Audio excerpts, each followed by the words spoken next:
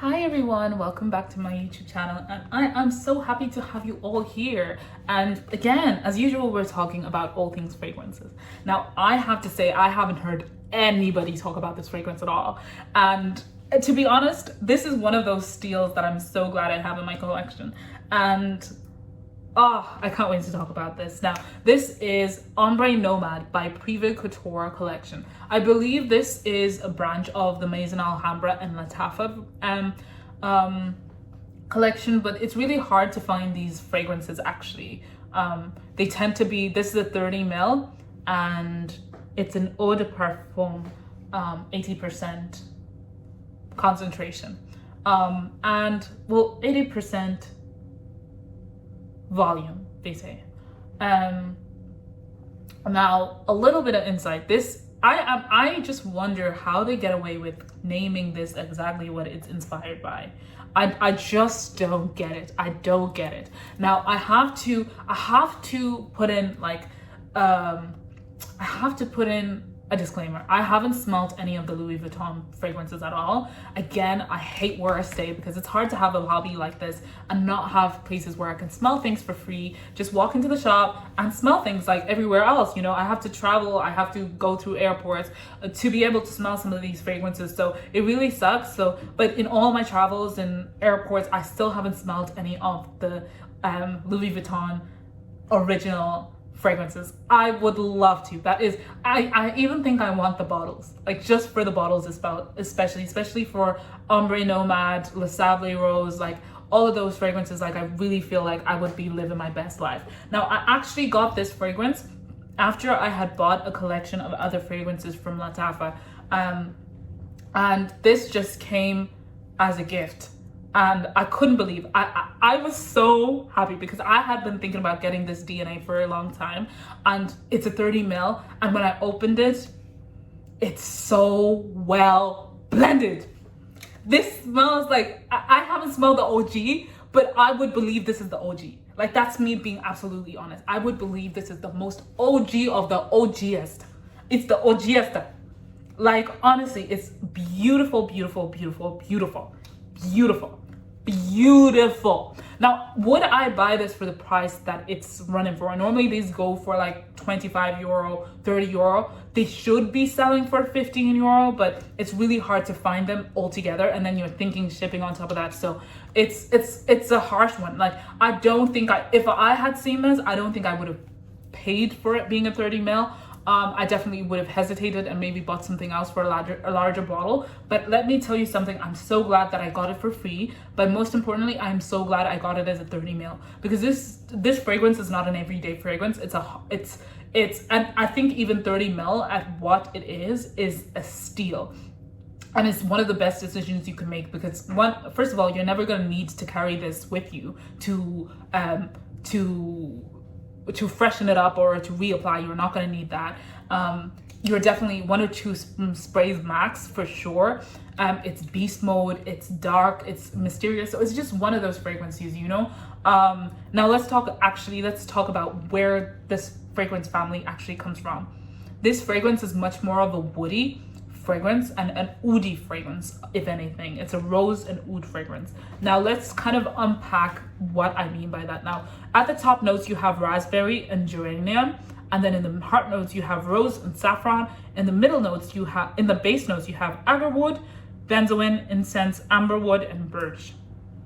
Now, I haven't smelt birch before, but immediately when I think of birch, I'm thinking of this white wood, and that's definitely what you smell from here in the base. It's beautiful. The oud is there. The oud is the classic oud that's not skanky. It's just strong ass oud. The type of oud you tend to find in rose and oud fragrances. Let me be honest. Not the type that you would find in the rose and oud that you see in Shagaf oud, or the one you have in Bida Massam. No, not that one. I don't know how to explain that kind of oud, but that's the kind of oud you have here, like very, very woody. And you have some incense here, which gives it like, oh, it's beautiful. It gives it like this beautiful touch that is insane. The rose here, like, it's really interesting because, like, actually when I smell this type of fragrances, I immediately think there's a red rose in here, but it's not. The more I've started studying this these fragrances, it's actually a pink rose, but it's like they put this note of geranium that gives it like a red velvety type of essence. So that's exactly what you get here. It does smell kind of reddish, but like when you come closer, you actually can smell that it's a pink rose. It's this one is not a dewy, it's a powdery pink rose. I even hesitate to spray this anywhere because I just know the longevity on this thing is crazy. Let's actually pop in and look at the original notes. Right?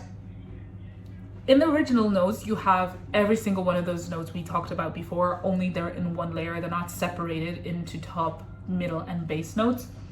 This fragrance definitely ends up going into a more powdery, rosy, like smooth rose, you know, fragrance type vibe.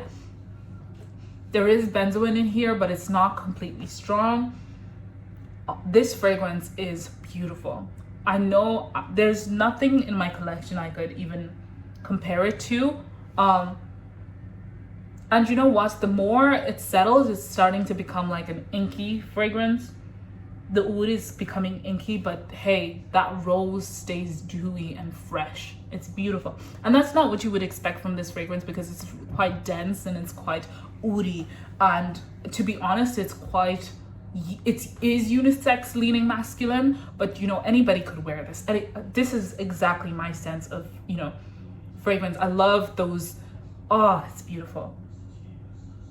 It's beautiful, it's beautiful, it's beautiful. I definitely think you could, this is like, when I smelled this immediately, I thought a man in a suit. A man in a suit. And that's not to say like, that's the only person who can wear it, but that's, you know, you're giving that type of vibe. You're giving serious, you're giving like smart, dapper. And if you're a woman, you think of it in a black ball gown and you're like, the moment is you. You pull the shots. No one gets to tell you what to do, you know? It's definitely like you have to have character. It even smells like there's a bit of leather in this fragrance. I don't know where that's coming from, or maybe I'm just imagining like the type of person who would wear this would wear all black, leather boots, leather jacket. Like beautiful, beautiful, beautiful, beautiful. In terms of the DNA, like I said before, it definitely smells like in the family of what I imagine Ombre Nomade to smell like.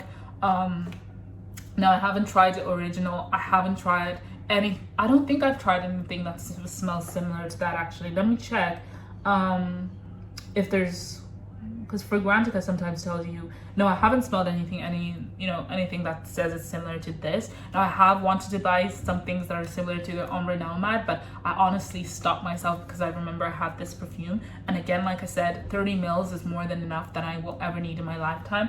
I definitely feel like it's such a specific fragrance that I doubt that I'll ever run out of it, especially with how well it performs, for sure. In terms of longevity, 8 hours plus for sure. Projection, I feel like it projects like maybe an hour, 2 hours, but I definitely think it just pulls in a little bit closer to skin. It doesn't project like crazy. In terms of occasion, you're thinking black tie, you're thinking somewhere you dapper. I would call this a night fragrance, winter nights. I wouldn't call this for fall, winter, spring nights even. Unless you're a little bit risky. I do feel like you could pull it off at night, but mostly in the masculine side. I feel like if you're a woman and you are just putting this and this is risky for you, maybe you wouldn't feel comfortable with it on a summer night, you know? But to me, I personally would wear it, you know, winter nights. I just wouldn't pull for it now because there's other fragrances in the summer that I do like using rather than this. I'd rather wait until the time comes and I get to enjoy it and, you know, get to rediscover it when the time comes. And in terms of who can wear it, this is definitely mature. I think if you're 25, you would love it, but I think you're even risking it, especially if you love feminine leaning fragrances, and if masculine fragrances really scare you a little bit, I think this could be hard for you. If you like something like Tom Ford, Black Orchid, you know how complex and how dark that is. I think maybe you might be interested in this, and if you don't love leather or, you know, ombre leather, I think you might find this really difficult. But other than that, like if you love those fragrances, they pull something in you, I definitely think you would love this. Even if you love something like, if you love the rose oud combos in Rose de Rabi, you might like this, but again, this is completely different. You just might, but the oud in this is much more masculine. It's much more inky. It's beautiful. It's beautiful.